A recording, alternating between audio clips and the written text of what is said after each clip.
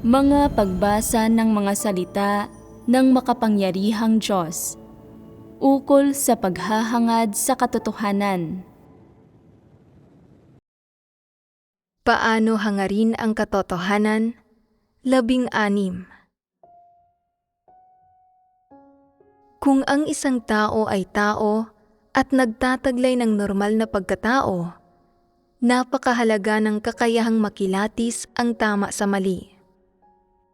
Kapag hindi pa siya nakakatanggap ng pagtustos ng mga salita ng Diyos at hindi niya nauunawaan ang katotohanan, magagamit niya ang kanyang konsensya at katwiran para maunawaan ang ilang simpleng positibo at negatibong bagay. Mayroon siyang ilang mapagkilatis at kognitibong abilidad pagdating sa ilang positibo at negatibong bagay na nakakaharap niya sa totoong buhay. Nagagawa niyang magkaroon ng kaunting pagkilatis sa mga bagay na saklaw ng fundamental na sentido komun ng tao, sa mga batas ng pananatiling buhay ng tao, at sa ilang tao, pangyayari, at bagay na madalas niyang nakakaharap. Hindi siya isang taong namumuhay ng magulo ang isip, kundi may mga mapagkilatis at kognitibong abilidad pagdating sa mga positibo at negatibong bagay sa mundo ng mga tao. At syempre, mayroon din siyang mga partikular na kaisipan, paninindigan, at tamang saloobin sa mga bagay na ito. Pagkatapos ng edad na 30, unti-unting nagsisimulang maharap ang gayong mga tao sa iba't ibang usapin sa buhay. Kahit na hindi pa nila nababasa ang mga salita ng Diyos o natatanggap ang pagtustos ng mga salita ng Diyos, pagsapit nila sa edad na 50 o 60, unti-unti na nilang mauunawaan kung ano ang mga positibong bagay at kung ano ang mga negatibong bagay. At pagkatapos, ay namumuhay sila ayon sa mga positibong bagay na iyon na kaya nilang maarok, at sinusunod nila ang ilang batas ng mga positibong bagay. Tungkol naman sa ilang negatibong bagay, bukod sa nagagawa nilang kilatisin ang mga ito, kaya rin nilang layuan ang mga ito mula sa kaibuturan ng kanilang puso. Kapag wala silang pagpipilian, kundi ang sumunod sa mga makamundong kalakaran o sa ilang pilosopiya para sa mga makamundong pakikitungo at mga kasabihang kumakalat sa mga tao, nararamdaman nilang nilalabag nila ang kanilang konsensya at uusigin sila ng kanilang konsensya. Mula sa kaibuturan ng kanilang puso, hindi nila tinatanggap ang gayong mga pananaw.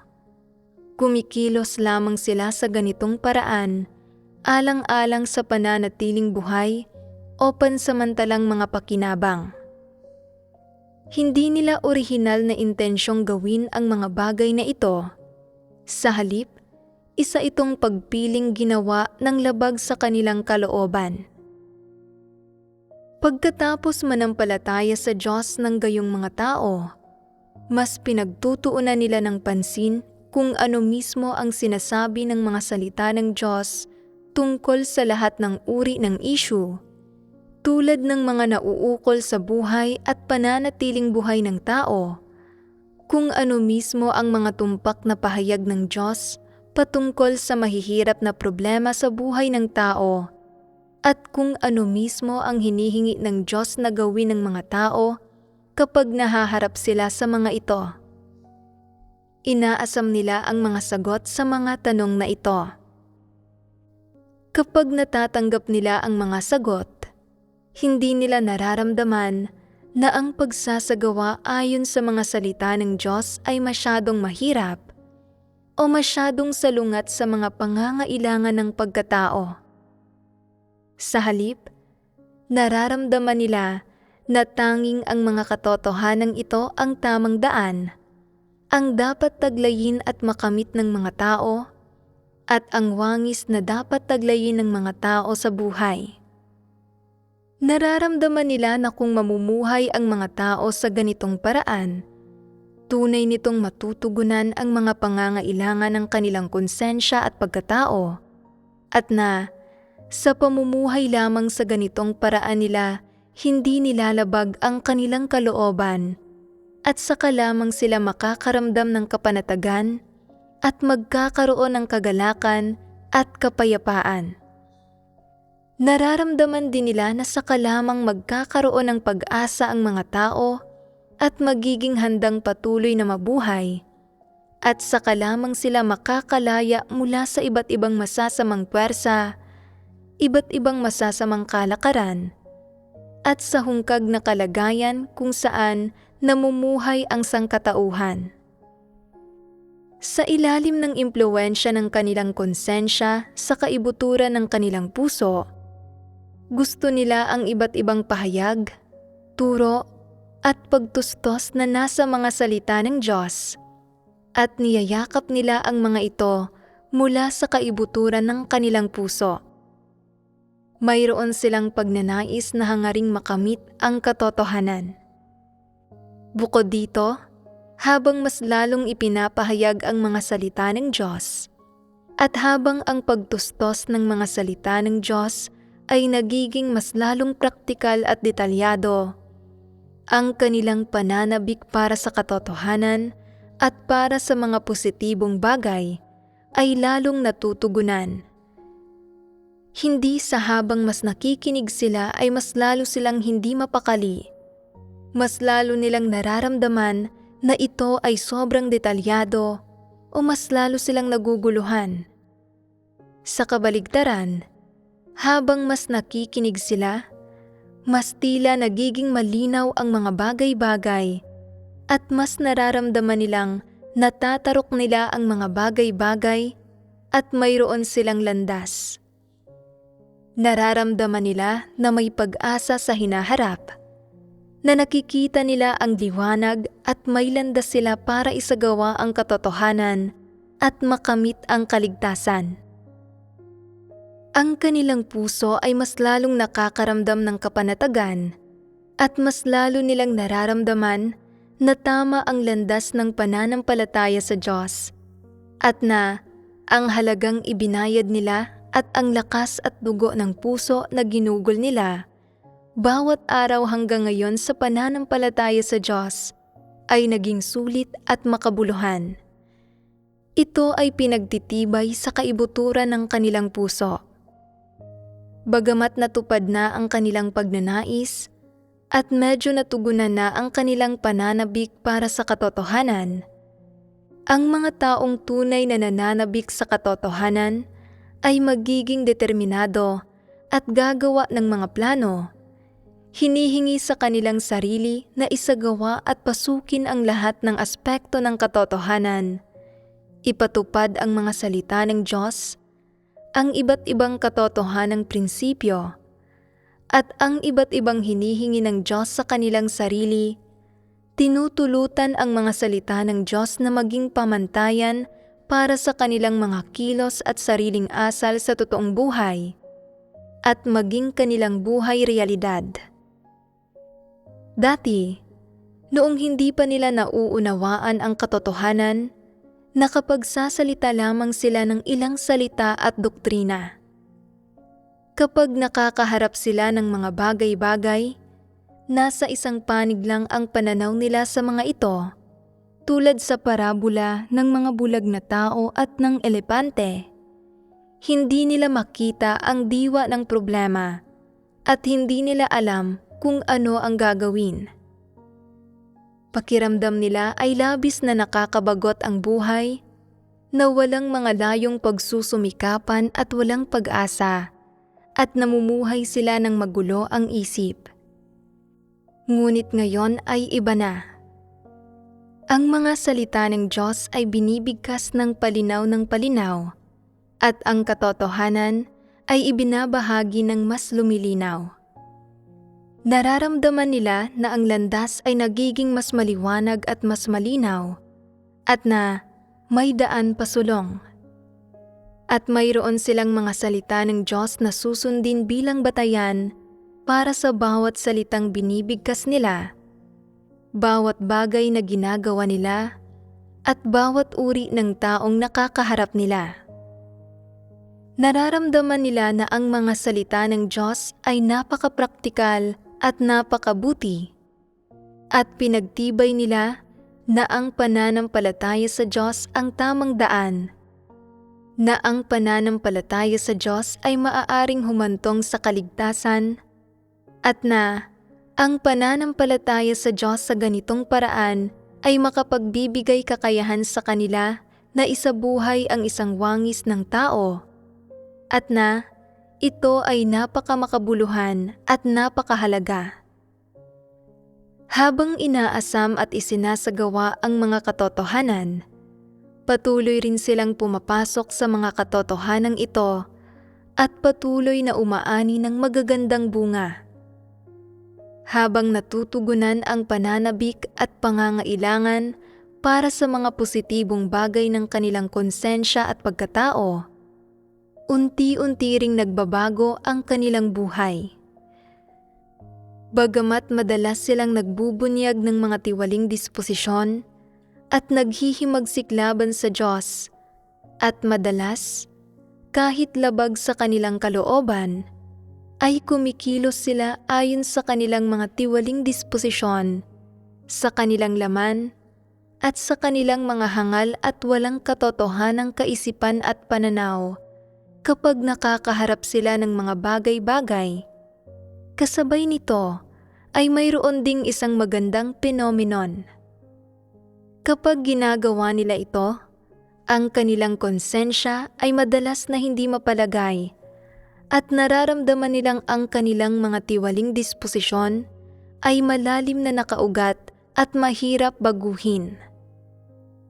Pagkatapos, sa ilalim ng impluwensya ng kanilang konsensya, madalas silang inuusig ng kanilang konsensya sa kanilang puso, nakakaramdam ng pagkakasala at pagsisisi. Madalas nilang pinagninilayan kung saan mismo sila nagkamali at madalas silang nagsisisi.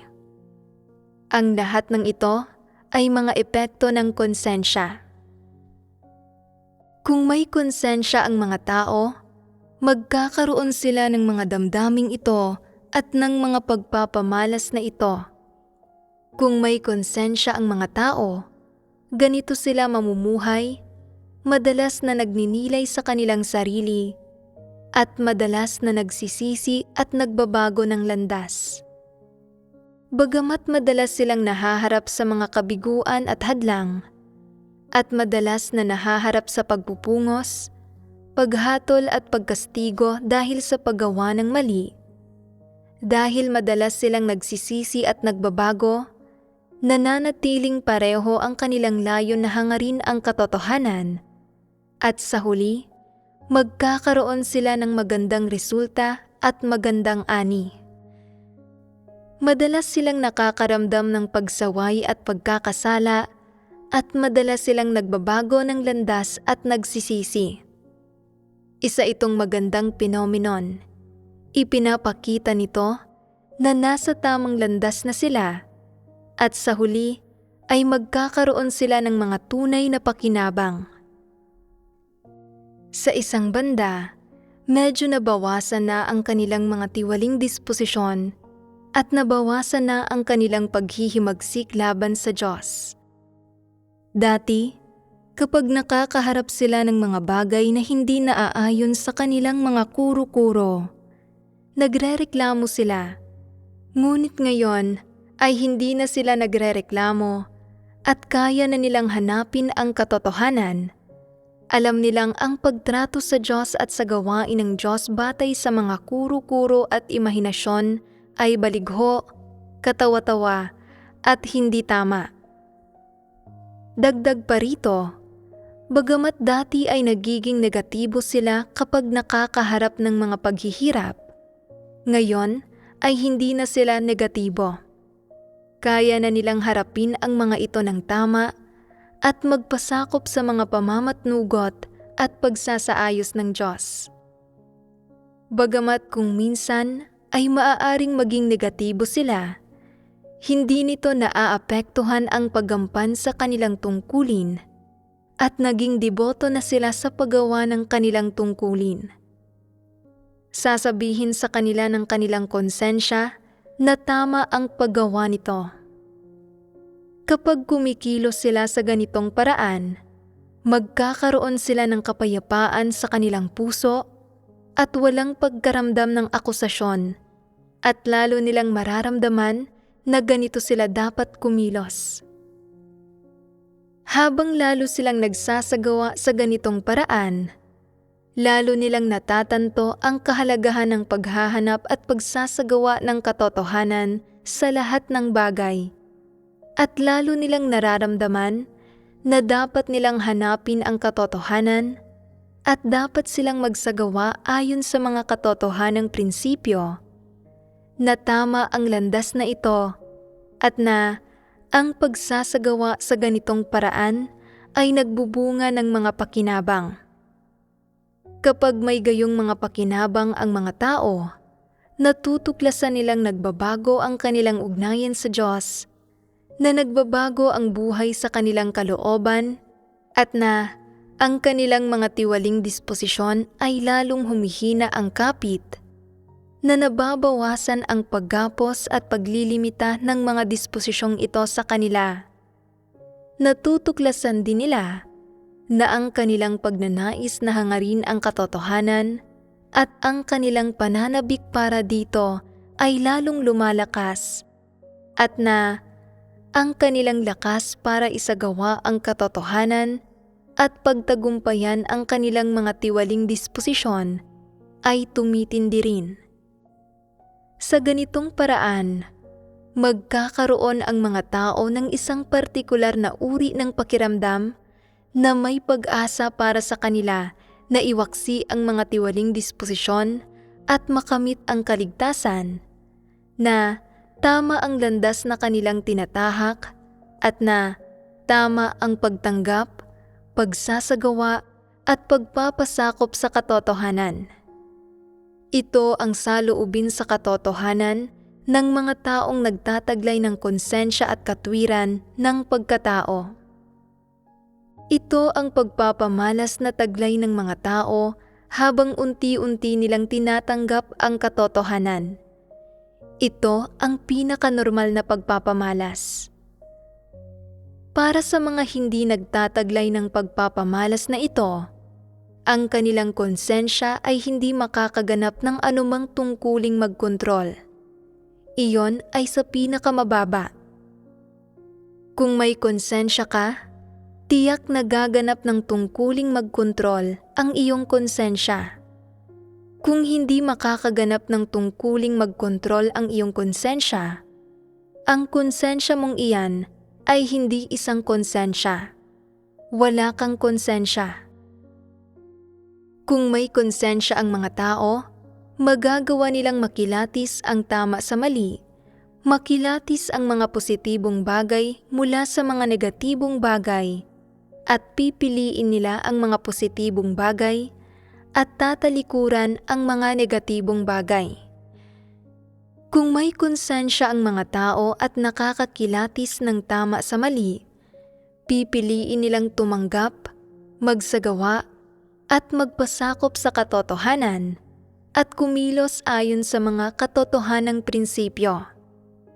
Kung hindi nila isasagawa ang katotohanan sa pagkakataong ito, uusigin sila ng kanilang konsensya, at kung hindi nila isasagawa ang katotohanan sa susunod na pagkakataon, uusigin silang muli.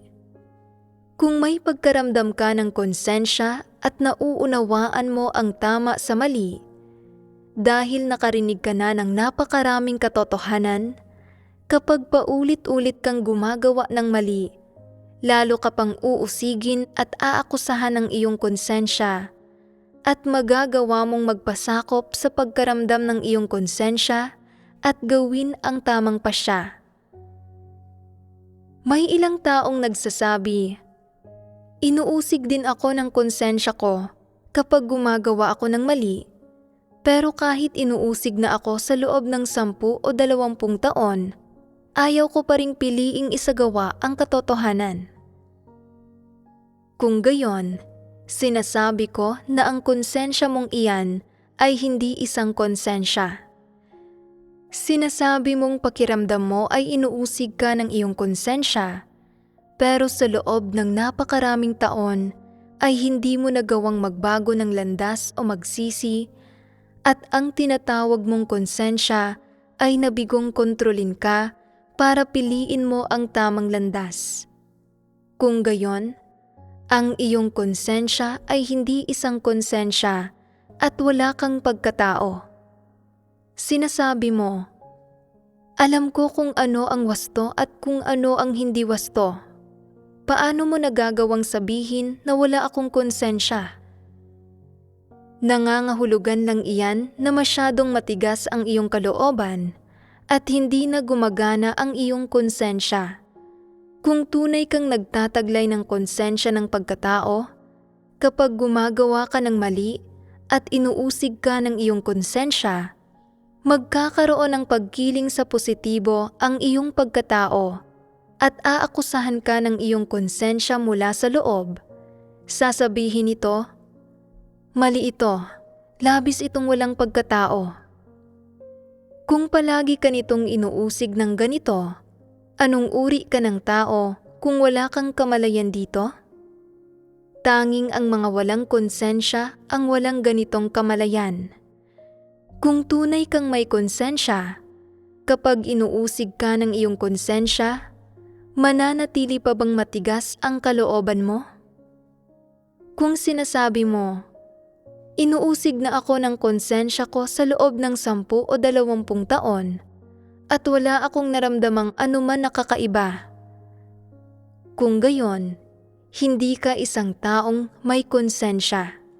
Hindi ba't ganoon iyon? Wala kang konsensya, subalit sinasabi mong mayroon kang pagkatao. Hindi ba't panlilin lang ito sa mga tao? Kung mayroon kang pagkatao, paanong wala kang konsensya? Kung wala kang konsensya, wala kang pagkatao. Isang palatandaan ng kawalan ng pagkatao ay ang hindi pagkaunawa kung ano ang mga positibong bagay at kung ano ang mga negatibong bagay. Sinasabi mong mayroon kang konsensya, kaya bakit hindi mo makilatis ang tama sa mali? Nakarinig ka na ng napakaraming sermon, kaya bakit hindi mo inaasam na hangarin ang katotohanan? Sinasabi mo, handa ang puso kong hangarin ang katotohanan at handang isagawa ang katotohanan. Kung gayon, anong mga katotohanan ang naisagawa mo na? Nasaan ang ebidensya?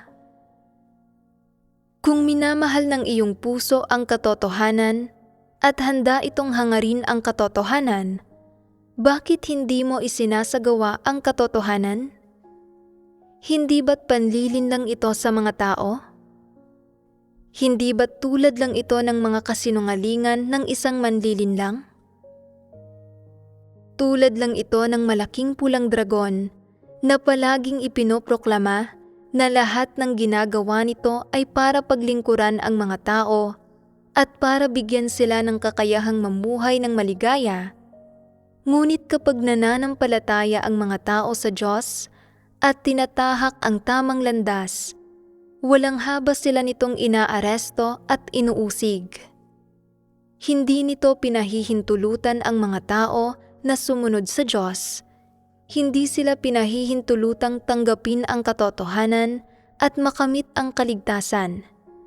Pinahihintulutan lamang sila nitong sundin ang partido at sumunod sa mga utos nito na umaakay sa kanila na mapunta sa impyerno at maparusahan, na ikinatutuwa ng malaking pulang dragon. Kaya, ang mga salita ba ng malaking pulang dragon na pinaglilingkuran nito ang mga tao ay totoo o hindi? Palaging sinasabi ni Satanas na ang ginagawa nito ay para sa kapakinabangan ng mga tao, ngunit hindi nito kayang tustusan ang mga tao ng katotohanan, ni kayang gabayan ang mga tao papunta sa tamang landas sa buhay. Itinatanim lamang nito sa isipan ng mga tao ang mga maling paniniwala at maling kaisipan na nag-uudyok sa kanila na magpakasasa sa buhay ng kalaswaan, natahakin ang landas ng kasamaan, nahangarin ang mundo, hangarin ang kasikatan at pakinabang, at na labanan at pinsalain ang isa't isa. Hindi pinahihintulutan ang mga tao na tahakin ang tamang landas at inaagaw ang mga tao mula sa panig ng Diyos. Sa huli, natatamo ng mga tao ang kasikatan at pakinabang, ngunit ang kanilang mga katawan at isipan ay ganap na nawawasak. Napupuno sila ng mga maling paniniwala at maling kaisipan ni Satanas. Wala ang Diyos sa kanilang puso at hindi na sila naniniwala na ang sangkatauhan ay nilikha ng Diyos. Nagsisimula silang magtatwa sa Diyos at maging mapanlaban sa Kanya. Ginagawa ba ito ni Satanas para sa kapakinabangan ng tao? Hindi ba't pamiminsala at pagwasak ito sa mga tao? Subalit ang mga taong hindi kayang makilatis ang tama sa mali ay hindi matarok ang mga bagay na ito. May ilang taong nagsasabi, mayroon akong pagkatao at nakakakilatis ako ng tama sa mali at mas may konsensya ako kaysa sa karamihan ng tao. Kung gayon, ihambing mo ang iyong sarili sa nilalamang ibinahagi ngayon at tingnan mo kung may konsensya ka. Kung kaya mong tanggapin at isagawa ang katotohanan, kung nakakaramdam ka ng pagsisisi at pagkakonsensya kapag gumagawa ka ng mali, at kung tunay kang ngang nagsisi at nagbago. Kung wala kang mga pagpapamalas na ito ng buhay pagpasok, pinapatunayan ito na hindi gumana ang iyong konsensya sa kabila ng napakaraming taon ng pakikinig sa mga sermon mula nang magsimula kang manampalataya sa Diyos. Ano ang nasa likod ng hindi paggana ng iyong konsensya? Iisa lang ang dahilan na makakapagpaliwanag sa problemang ito. Ikaw ay isang taong walang konsensya. May ilang taong nagsasabi, bagamat wala akong buhay pagpasok, nauunawaan ko ang lahat ng katotohanan. Kung nauunawaan mo ang katotohanan, bakit hindi mo ito isinasagawa? Bakit wala ka pang naging anumang pagpasok? Paanong hanggang ngayon ay hindi pa rin nagbabago ang iyong buhay? Nauunawaan mo ang katotohanan, ngunit hindi mo ito isinasagawa. Nasaan ang iyong konsensya? May ilang tao pang ang nangangatwiran. Napakaraming taon ko nang nananampalataya sa Diyos. Kung wala akong konsensya, matatalikuran ko ba ang napakaraming bagay? Makapagdurusa ba ako ng labis? At makakapagbayad ba ako ng napakalaking halaga? Magagawa ko bang gampanan ang aking tungkulin ng may pagkukusa? Kung may konsensya ka, ano ang epektong naidulot nito matapos mong makinig sa napakaraming katotohanan? Mapipigilan ka ba nito para makakilos ka ayon sa mga katotohanang prinsipyo? Makokontrol ba nito ang iyong pag-uugali at ang iyong mga kaisipan? Nakarinig ka na ng mga sermon sa loob ng napakaraming taon, nakakapagsalita ka ng maraming doktrina, at nagtiis ka na ng napakaraming pagdurusa at nagbayad ng napakalaking halaga.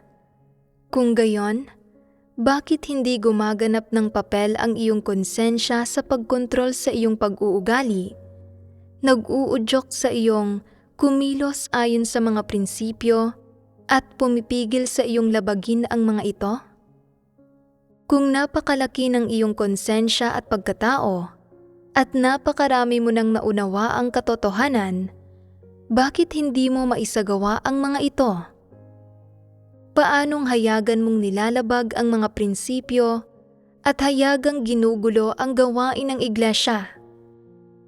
Kung may konsensya ka, nagbago na ba ang iyong buhay matapos mong gampanan ang iyong tungkulin sa loob ng napakaraming taon?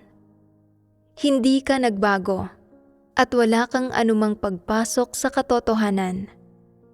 Ipinapakita nito na wala kang konsensya. May ilang taong nagsasabi, magagawa ko ba ang aking tungkulin kung wala akong konsensya? Hindi mo ginagampanan ang iyong tungkulin. Ikaw ay nagtatrabaho lamang. Ang pagtatrabaho ay hindi nangangailangan ng konsensya. Sapat na ang paggugol ng kaunting lakas. Tumpak nitong pinapatunayan ang kasabihan. Ang mga taong nagtatrabaho ay mga taong walang konsensya. Hindi nila hinahangad ang buhay pagpasok o ang katotohanan. At ang tanging hinahangad nila ay magtrabaho at handa silang gumugol ng pagsisikap. Ano ang mga katangian ng pagtatrabaho? Ito ay ang pagiging handang magtiis ng hirap at magbayad ng halaga, ang paghahanap ng sariling kagalakan, pagkaramdam ng pagiging importante at halaga sa pagtitiis ng hirap at pagbabayad ng halaga, ang pagsubok na matugunan ang pagnanais para sa mga pagpapala at ang ambisyong makipagtawaran sa Diyos, at ang pagtatangkang makamit ang mga pagpapala kapalit ng kanilang pagdurusa at sakripisyo. Kung hihilingin mo sa kanilang gumugol ng pagsisikap sa gawain, magdusa ng hirap at magbayad ng halaga, punong-puno sila ng sigla para dito. Ngunit kung hihilingin mo sa kanila na kumilos ayon sa mga prinsipyo at isagawa ang katotohanan, sila ay nananamlay, nalilito, at hindi alam kung paano magsagawa. Ang ilan pa nga ay nakakaramdam na napunta sila sa isang mahirap na kalagayan. Iniisip nila, ayos lang kung hihilingin mo sa akin na gumugol ng pagsisikap, magdusa ng hirap, at magbayad ng halaga. Kaya kong tiisin ang anumang dami ng hirap, at hindi ako magrereklamo gaano man ako kapagod. Ngunit ang hilingin sa akin na kumilos ayon sa mga prinsipyo, hindi ba't ginagawa niyong mahirap ang mga bagay para sa akin? Ang kakayahang gumugol ng pagsisikap at magdusa ng hirap at magbayad ng halaga ng walang reklamo ay napakabuti na. Bakit hinihiling mo pa sa akin na kumilos ayon sa mga prinsipyo? Masyadong mataas ang mga hinihingi mo sa mga tao. Hayaan ang mga tao na gawin ang gusto nila. Hanggat natatapos ang gawain, sapat na iyon. Kung hindi ito nagawa ng maayos, maitutuwi din naman ito sa paglipas ng panahon. Handa lamang silang magtrabaho at napakasigla nila kapag nagtatrabaho, ngunit nananamlay sila pagdating sa pagsasagawa ng katotohanan at lalo pa silang nalilito pagdating sa buhay pagpasok. Subalit inaakala pa rin nilang mabubuting tao sila. Madalas nilang sinasabi, ako ay isang taong may konsensya at mabait ako. Ibinubuhos ko ang lahat ng lakas na mayroon ako sa paggampan ng aking tungkulin at hindi ako kailanman nagpipigil ng lakas. Kaya kong talikuran ang aking pamilya at karera para gugulin ang aking sarili para sa Diyos. Paano ako nagkaroon ng ganitong sigasig? Likas akong isang mabuting tao. Ang totoo, wala silang nauunawa ang anumang katotohanan at lalong hindi nila kayang kumilos ayon sa mga katotohanang prinsipyo. Ang alam lang nila ay gumamit ng pisikal na lakas, subalit inaakala pa rin nilang mabuti sila. Kahit sa yugtong ito, wala pa rin silang anumang pagkaramdam sa kanilang konsensya at katwiran.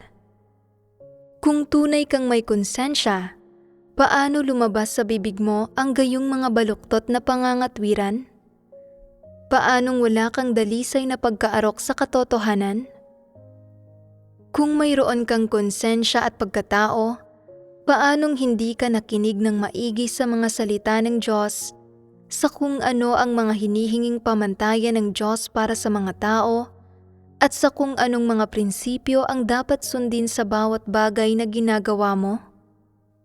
Kung nakikinig ka ngunit hindi mo nauunawaan at manhid ka sa katotohanan, ikaw ay isang taong walang konsensya at pagkatao. Sa tingin mo ba ay maipagpapalit mo ang iyong pisikal na lakas para sa katotohanan at buhay, para sa kaligtasan? Imposible ito. Hindi umuubra ang landas na iyan. Kahit pa handa kang gumugol ng pagsisikap, magpakapagod ng may sinseridad, at kaya mong magdusa ng kaunti, at sa paningin ng mga tao ay medyo deboto ka, mahirap pa ring masabi kung kaya mo bang manatiling deboto hanggang sa wakas. Walang makakapagsabi kung kailan sasabog ang iyong malahayop na kalikasan at magdudulot ka ng gulo at lilikha ng mga paggambala at panggugulo, at pagkatapos ay kakailanganin kang alisin. Hindi ba't may ilang tao na pinaalis mula sa iglesia kamakailan? Ang mga taong tulad nito ay nagsasabi ng mga salitang napakagandang pakinggan, at sino mang makarinig sa kanila ay iisiping nauunawaan nila ang katotohanan, ngunit sadyang hindi nila isinasagawa ang katotohanan. Nagsasabi sila ng mga bagay na magandang pakinggan, ngunit hindi gumagawa ng tunay na gawain. Hindi lamang nila sinasalungat ang mga tao, kundi sinasalungat din nila ang sambahayan ng Diyos. Hindi ba't paglaban ito sa Diyos? Matatanggap ba sila ng sambahayan ng Diyos? Kung handa silang gampanan ang kanilang tungkulin, dapat nila itong gawin ng may pagpapasakop at ayon sa mga alituntunin, ngunit hindi nila ginagawa iyon. Nagsisikap silang mamuno at magkaroon ng kapangyarihan, at nagdudulot pa nga sila ng mga panggugulo at paninira. Hanggang saan ang idinudulot nilang panggugulo? Kahit na may ginagawa ako, sinusubukan nilang makialam, punahin ito at iyon, at humadlang at manggulo. Sinusubukan nilang guluhin ang aking mga kilos. Magagawa ko ba silang kaawaan? Kung ginugulo mo lamang ang aking personal na buhay, maaari kitang isantabi at huwag pansinin. Ngunit gumagawa ako ng gawain sa sambahayan ng Diyos. Gumagawa ng ilang tunay na gawain para sa hinirang ng mga tao ng Diyos, at sinusubukan mo pa ring guluhin at sirain ito. Ano ang problema rito? Ano ang dapat gawin sa gayong tao? Ang sambahayan ng Diyos ay may mga prinsipyo sa pangangasiwa sa mga tao, at ang gayong mga tao ay dapat alisin. May ilang taong nagsasabi, "Naagrabyado ako. Hindi ko alam na nagkakasala ako sa iyo. Hindi ko alam na pagsuway ito sa ang itaas at pagsuway sa Diyos. Hindi ko ito sinadya." Ang katunayang nagawa mo ang gayong bagay ay nagpapakitang sinadya mo ito. Ilang taon ka nang nakikinig sa mga sermon? Mayroon ka bang konsensya? Mayroon ka bang pagkatao? Kung ikaw ay tao, kung mayroon kang pagkatao at nagtataglay ka ng konsensya at katwiran, hindi mo gagawin ang gayong mga bagay, sinasadya man o hindi. Gumagawa ako ng gawain at sinasadya nilang guluhin ito at subukang sirain ito. Mga tao pa ba sila? Hindi ba't mga dyablo sila? Kung ang mga tao ay tunay na may konsensya at katwiran, at tunay na may pagkatao, Kahit pa isang ordinaryong tao ang gumagawa ng isang bagay, hanggat ito ay kapakipakinabang sa gawain ng iglesia at sa mga kapatid, alam nilang dapat nila itong itaguyod at hindi sirain, lalo na kung ito ay isang bagay na personal kong inaasikaso. Subalit, iginigiit nilang magdulot ng mga panggugulo at subukang wasakin ito, at walang sino man ang makakapigil sa kanila. Sila ay naging mga ganap na dyablo, hindi ba? Sinasabi ko na malubha ang paggawa ng masama ng gayong uri ng mga tao. Hindi tayo dapat maging maluwag sa kanila. Ang sambahayan ng Diyos ay may mga prinsipyo sa pangangasiwa sa mga tao at dapat silang pangasiwaan sa pamamagitan ng pagpapaalis sa kanila. Angkop bang paraan ito ng pagtrato sa kanila?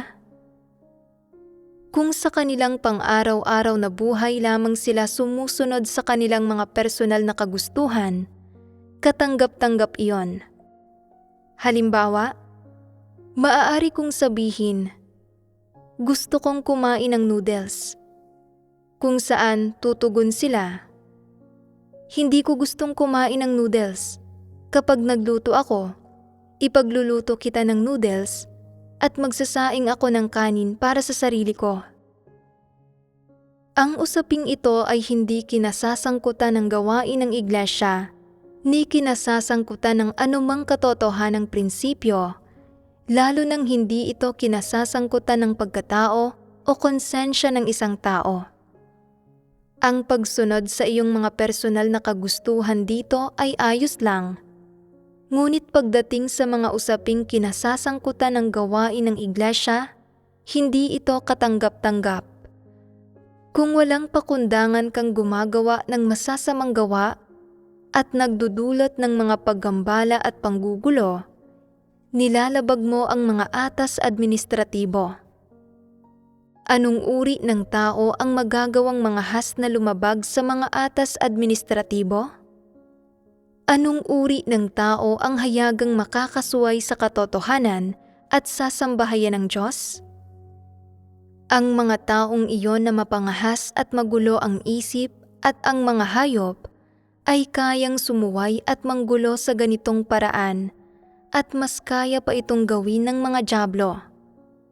Anuman ang gawin ng sambahayan ng Diyos, palaging sinusubukan ng mga dyablo na guluhin ito. Nagdudulot sila ng mga panggugulo na para bang sinasapian sila nang walang anumang pagsasaalang-alang sa mga kahihinatnan. Kaya nilang manggulo ng hanggang sa gayong antas at hindi pa rin nila ito namamalayan. Nararamdaman pa rin nila na hindi sila nagdulot ng mga panggugulo, na sila ay lubos na walang sala at ipinagtatanggol pa nila ang kanilang sarili.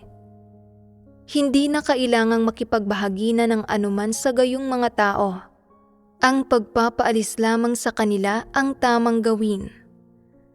Ang mga taong tulad nito na walang konsensya at katwiran ng pagkatao ay mga tunay na dyablo. Hindi sila kailanman magbabago. Hindi hinihingi sa iyong hangarin ang katotohanan, ni hindi hinihingi sa iyong isagawa ang katotohanan sa lahat ng bagay. Ngunit kahit papaano, dapat alam mong sumunod sa mga alituntunin. Kung hindi mo man lang nauunawaan ang mga alituntunin at hindi mo nauunawaan ang mga atas administratibo ng sambahayan ng Diyos, at hindi mo man lang alam kapag nilalabag mo na pala ang mga atas administratibo, kung gayon, mayroon ka bang pagkatao? Wala kang pagkatao, ikaw ay isang dyablo. Kapag gumagawa ng masama ang mga dyablo, hindi nila mapigilan ang kanilang sarili. Ang kanilang paglaban sa Diyos, ang kanilang paghusga sa Diyos, at ang kanilang paglapastangan laban sa Diyos ay mga likas na pagbubunyag ng kanilang kalikasan. Nang walang sino mang sumusulsol o nag-iindoktrina sa kanila, likas silang makakagawa ng ganitong kasamaan. Ito ay dahil napapangibabawan sila ng kanilang maladiablong kalikasan. Ngayon, nagbahaginan tayo tungkol sa isyu ng pagkilatis ng tama sa mali na bahagi ng konsensya at katwiran ng mga tao. Sa pamamagitan ng pagbabahagi ng ito, malinaw na ba ninyong nakikita ang aspektong ito ngayon? Ang isang tunay na tao ay may konsensya at nakakakilatis ng tama sa mali. Gumagana ang kanyang konsensya. Anuman ang mga tao, pangyayari, o bagay na kanyang makaharap, at anuman ang mga isyong lumitaw, ang kanyang konsensya, kahit papaano, ang unang linya ng depensa.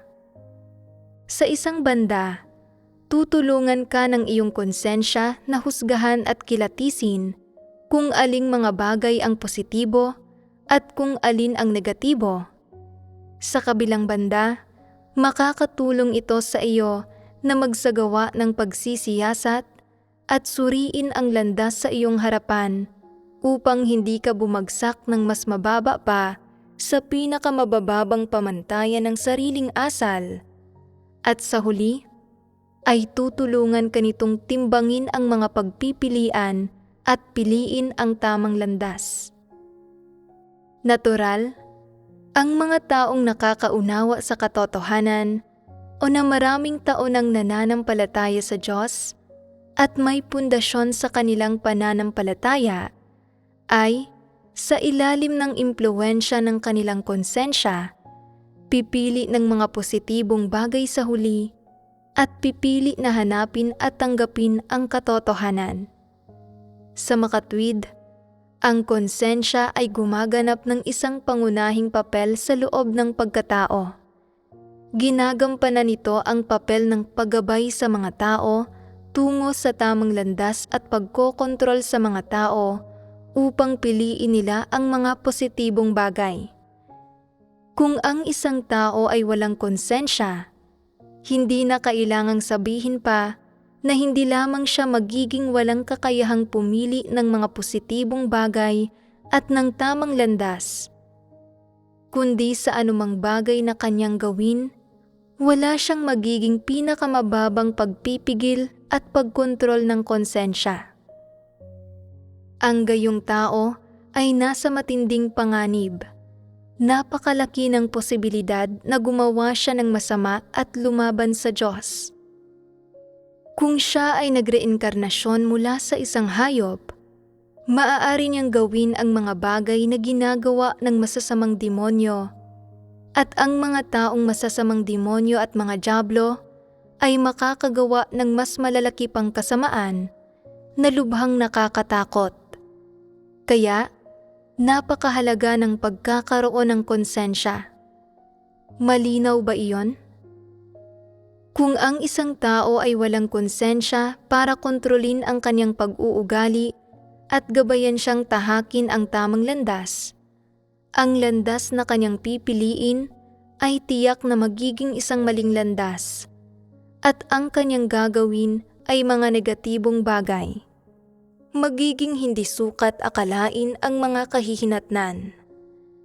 Kung kaya niyang walang kahihiyan na labagin ang katotohanan at ang mga batas ng pag-unlad ng mga bagay, at walang pakundangan ding maglapastangan, hinuhusgahan ang katotohanan at ang lahat ng gawaing ginagawa ng Diyos, hayagan pa ngang nilalabanan ang Diyos at nilalabag ang mga atas administratibo ng Diyos, at walang takot na sinusumpa, kinokondena, at nilalapastangan ang Diyos.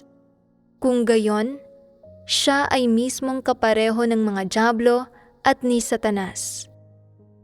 Kaya niyang gawin ang lahat ng kasamaang ginagawa ng mga dyablo at ni Satanas.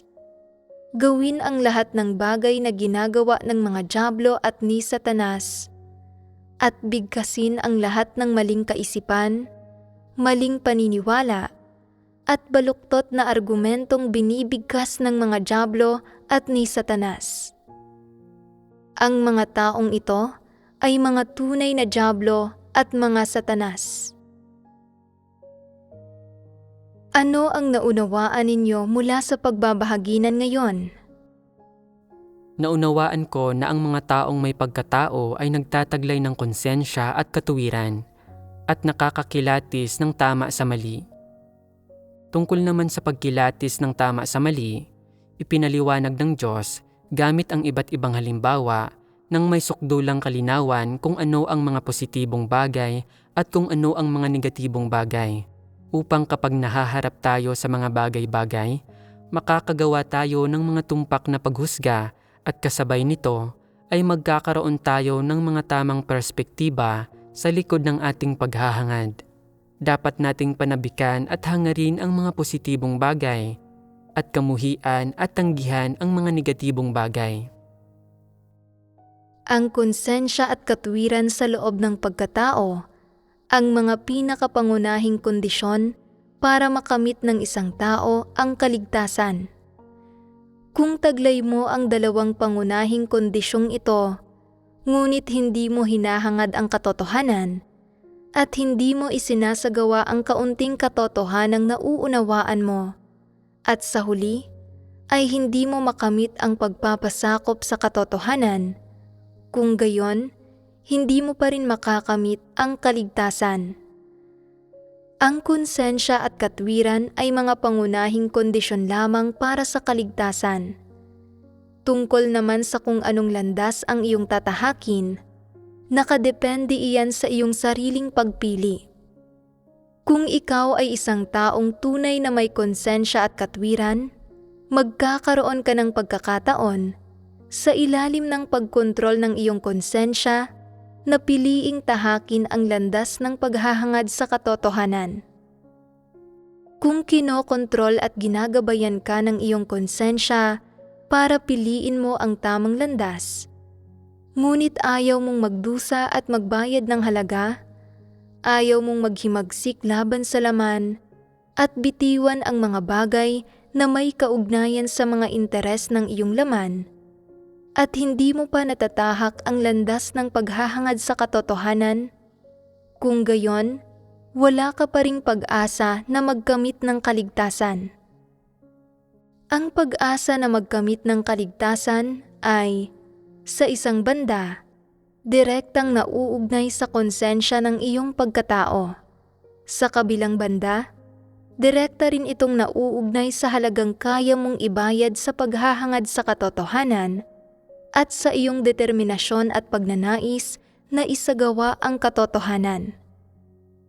Ang konsensya ay nagbibigay lamang sa iyo ng isang pangunahing kondisyon para maligtas, at lumilikha rin ito ng maraming pagkakataon para sa iyo na isagawa ang katotohanan, na nagbibigay sa iyo ng pagkakataong tahakin ang tamang landas sa ilalim ng pagkontrol ng iyong konsensya. Ibig sabihin, ang tsansa mong matahak ang tamang landas ay magiging medyo mataas, at ang iyong pag-asa na magkamit ng kaligtasan ay magiging medyo mataas din, higit sa 50%. Gayunpaman, hindi ito magiging garantisado. Sa makatwid, kahit pa pakiramdam mo ay mayroon kang konsensya at pagkatao, huwag kang maging kampante tungkol dito. Iniisip na ang pagkakaroon lamang ng konsensya at katwiran ay nangangahulugang isa ka ng mabuting tao at makakamit mo na ang kaligtasan na tiyak na ito. Kung ganito ka mag-isip, sinasabi ko sa iyo na may mga paglihis sa iyong pagkaarok sa usaping ito. Kung nagtataglay ka ng konsensya at pagkatao, pinatutunayan lamang nito na ikaw ay isang taong pinili at tinawag ng Diyos. Gayunpaman, ang pinakamahalagang bagay na tumutukoy kung makakamit mo ba ang kaligtasan sa huli ay nakasalalay sa iyong sariling paghahangad.